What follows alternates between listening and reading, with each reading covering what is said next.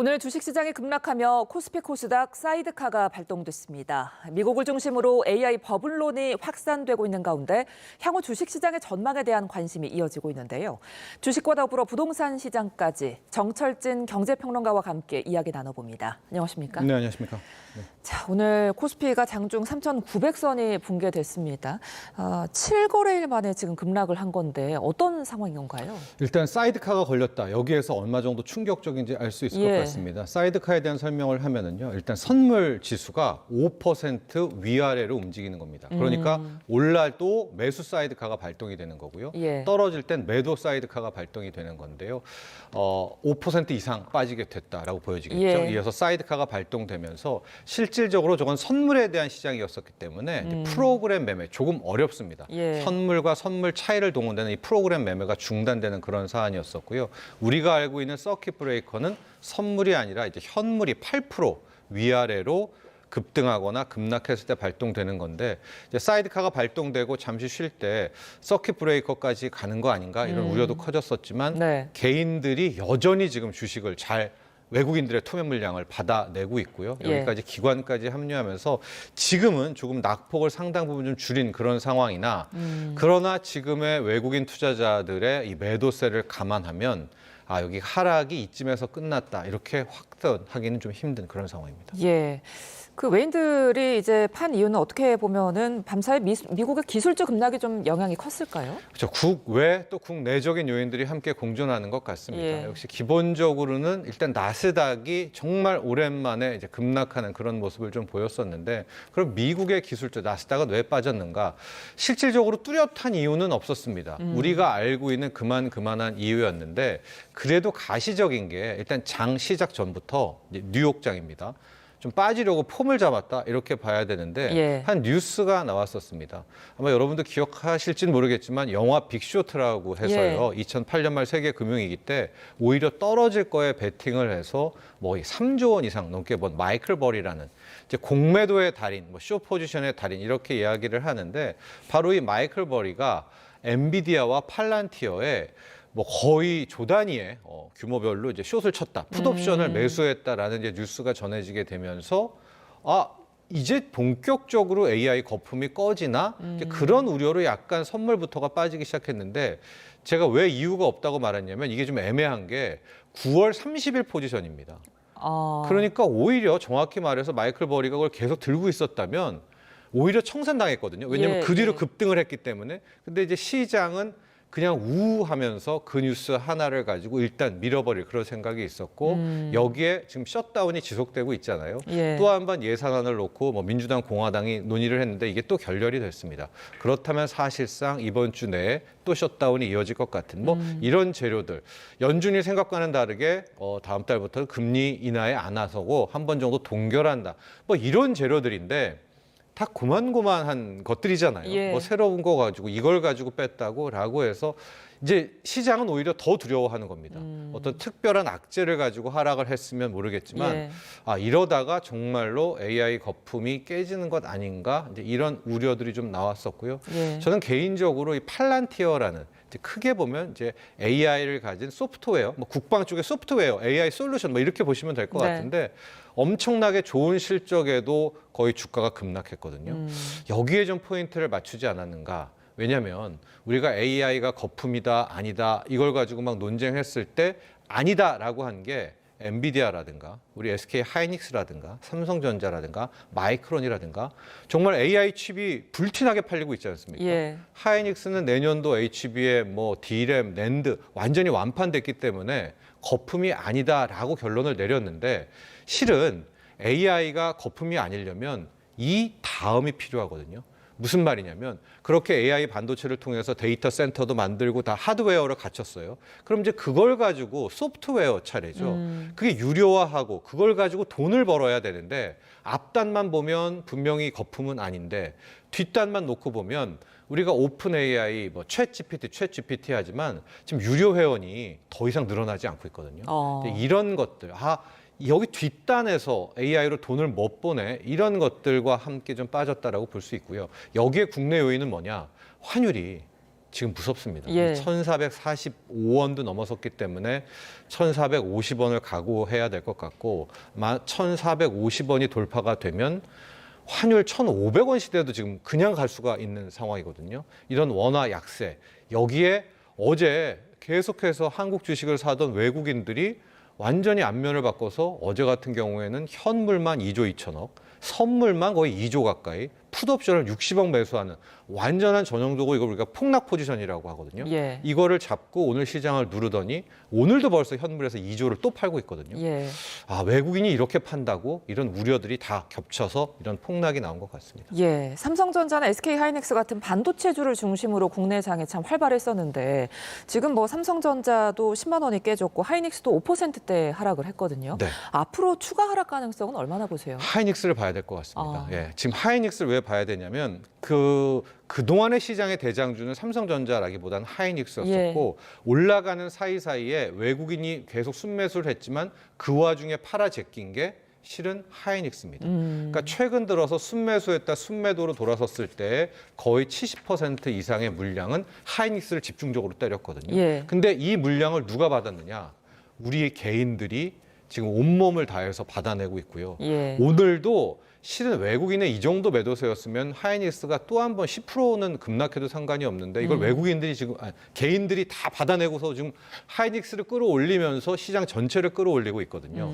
그래서 앞으로 뭐 더 하락하냐 마냐 같은 경우에 외국인이 더 파냐 여기서 멈추냐라고 이제 그 결론을 바로메트를 볼 수가 있겠고요. 예. 종목으로 본다면 하이닉스입니다. 하이닉스에서 아마 내일도 또 외국인은 팔고 개인은 받아내고 이 전쟁이 계속될 것 같은데 과거에 이긴 적도 있습니다. 우리 개인이. 예. 네, 실질적으로 이런 AI 버블 논쟁을 다 깨서 올라갈 수도 있지만 아직까지는 외국인이 내일 한 번 더 오늘과 같은 2조 원대 또 한 번의 투매를 친다라고 하면 어제 2조죠. 뭐 오늘 2조, 내일 2조.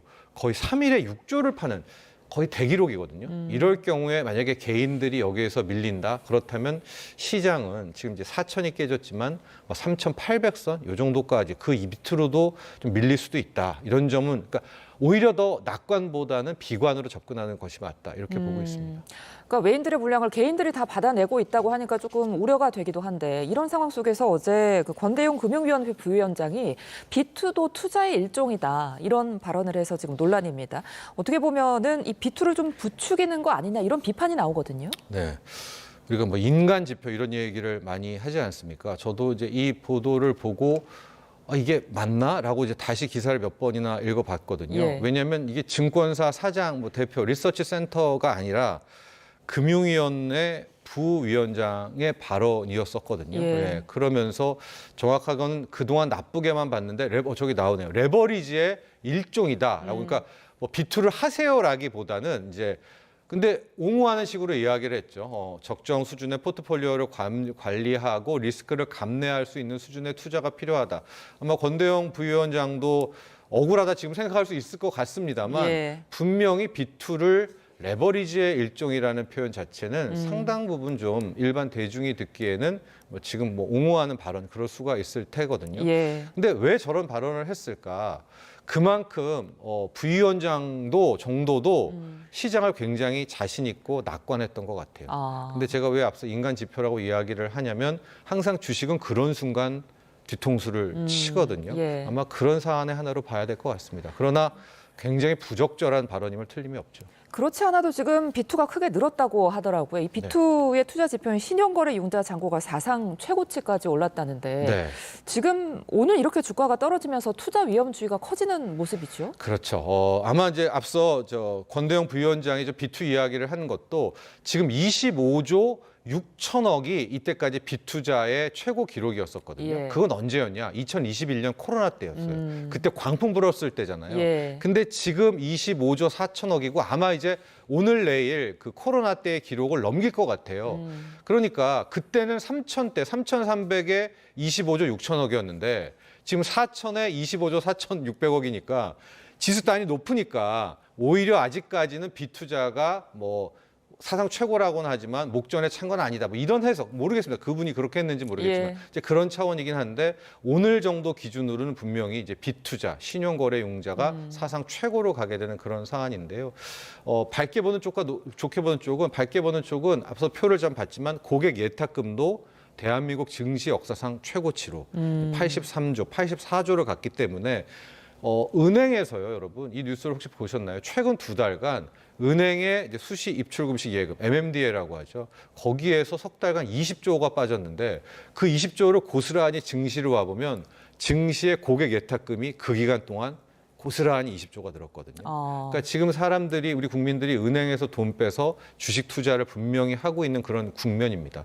근데 과거 역사상 좀 보면 일종의 광풍이잖아요. 하고 빚투자도 분명히 좀 수직 상승하고 있는 이런 타이밍에 그리고 자신이 굉장히 만만했을 때, 그러니까 자신감이 넘쳤을 때 그래서 뒤통수를 좀 치고 그런 경향이 많이 있어서 오늘 일단 그래도 사이드카 걸리고 한숨 돌린 그런 상황인데 아직 여기에서 판이 끝났다, 뭐 비상 신호가 뭐 꺼졌다라고 보긴 좀 힘들고요.